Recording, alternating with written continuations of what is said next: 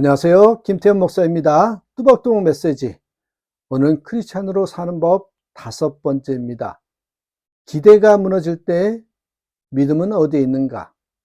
잠언 13장 12절, 누가복음 24장 13절에서 35절의 말씀 가지고 함께 뚜벅뚜벅 걸어가겠습니다. 오늘 중요한 단어는 기대라는 단어입니다. 핵심 질문은 이거예요. 내가 믿은 것은 하나님인가? 내가 기대한 하나님인가? 다시 말하면 내가 그려놓은 하나님인가? 아니면 진짜 백이 하나님인가? 여러분, 왜 우리가 때로는 신앙이 깊어질수록, 신앙생활이 깊어질수록 실망도 커진다는 걸 느낄까요? 왜 신앙생활이 깊어질수록 실망도 커지는가? 우리는 보통 이렇게 생각을 해요. 믿음이 있으면 실망도 줄어들어야 하지 않나? 그런데 현실은 정반대죠. 오래 믿을수록 더 서운해지고, 많이 기도할수록 더 실망하고, 헌신할수록 마음이 더 상합니다. 그래서 어떤 성도는 하나님께 이렇게 따지죠. 하나님께 실망했다고. 하나님께 실망했습니다. 그런데 오늘 우리는 이 질문을 정직하게 해야 합니다. 정말 하나님께 실망한 걸까요? 아니면 내가 만든 기대의 하나님이 무너진 걸까요? 여러분, 잠언의 13장 12절에 보니까 기대가 무너질 때 생기는 병이 나옵니다. 아주 정확하게 뭐라 그래요? 소망이 더디 이루어지면 마음이 병들고, 소망이 더디 이루어지면 마음이 병들고. 성경은 이 실망을 단순한 감정으로 보지 않습니다.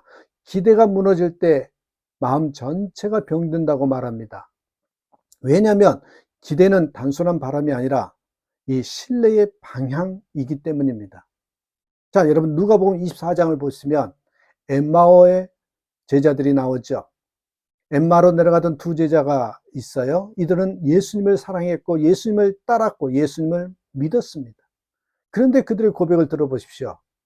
우리는 이 사람이 이스라엘을 속량할 자라고 바랐노라. 문제는요, 예수를 믿지 않는 게 아닙니다. 예수를요, 기대 방식으로 믿었다는 것입니다. 어떤 방식으로요? 정치적인 메시아로, 즉각적인 승리를 주신 분으로, 눈에 보이는 회복을 보여주시는 분으로. 십자가는 그들의 기대 안에 없었죠. 여러분 보세요. 실망의 본질이 뭐예요? 하나님이 아니죠. 기대가 무너진 것입니다. 하나님이 아니라 기대가 무너진 것이에요. 여기서 아주 중요한 통찰이 나옵니다. 실망은 하나님이 틀려서 생기는 게 아닙니다. 내 기대가 하나님의 방식과 달라서 생기는 것입니다. 그래서 실망한 사람들이 이렇게 말해요. 왜 이렇게 하셨어요? 왜 지금입니까? 왜 이 방법입니까? 실망은 하나님을 떠나는 게 아니라 하나님을 오해한 채 붙잡고 있는 상태입니다.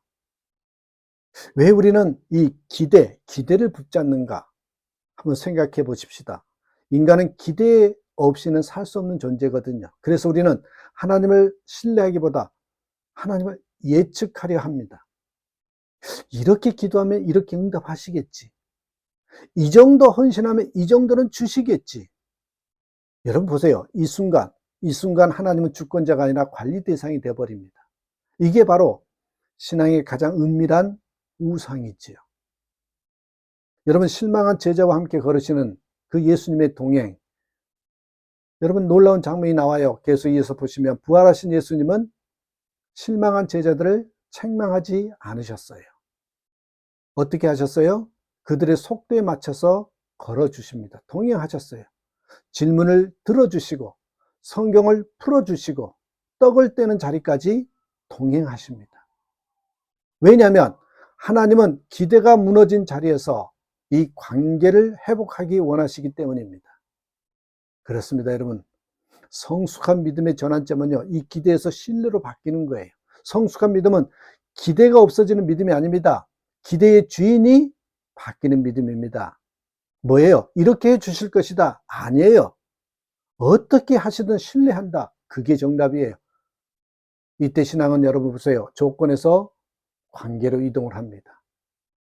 자, 그렇다면 기대를 내려놓아야 되는데 이 기대를 내려놓는 실제 훈련법을 좀 볼까요? 여러분, 첫 번째로 기대를 내려놓은 실제 훈련법에서 여러분, 이 기대를 적어야 합니다. 이 기대를 한번 적어 보세요. 소위 말하면 기도 제목을 한번 적어 보세요. 왜 적어야 하느냐면, 기대는요, 대부분 기도 제목에 얼굴을 하고 있지만, 실제로요, 이 통제 욕구의 얼굴을 하고 있습니다. 우리는 이렇게 기도하죠. 하나님, 이 문제 해결해 주세요. 하나님, 이 결과 주셔야 합니다. 하지만 여러분, 그 기도 안에는 말로는 하지 않았지만 마음으로는 이미 정해둔 게 있어요. 결과, 시기, 방식이 다 있어요. 그래서 여러분, 기대를 적어보는 이유는 하나님께 설명하려는 게 아니라 이 내 마음을 하나님 앞에 드러내기 위함입니다. 성경에서 이렇게 적는다는 행위는요, 언제나 정직의 시작으로 보고 있거든요. 그럼 두 번째로 무엇을 적어야 할까요? 기대 하나 적어보라고 하면 많은 성도들이 막연해집니다. 여러분, 이렇게 보시면 돼요.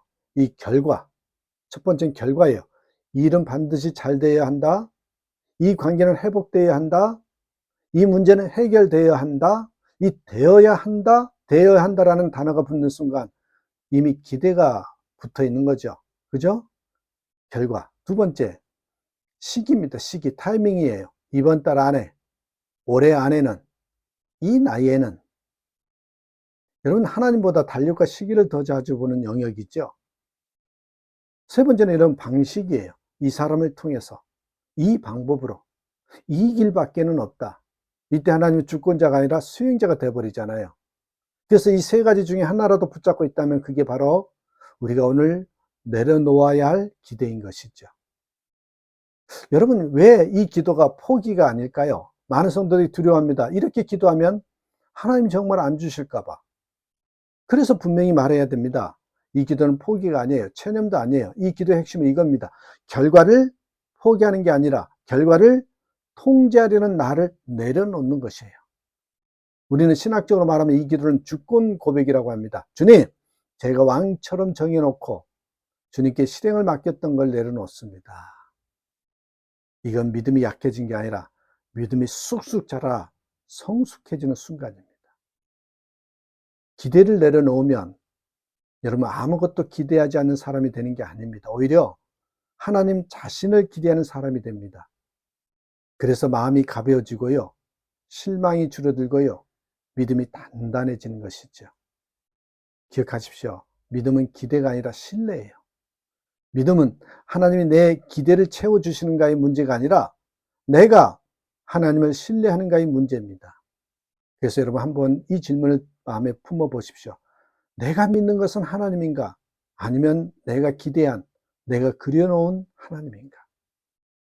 하나님을 그려가면서 믿는 것이 아니라 있는 그대로 하나님의 성품을, 하나님의 약속을 믿는 저와 여러분 되시기를 주님의 이름으로 축복합니다. 감사합니다.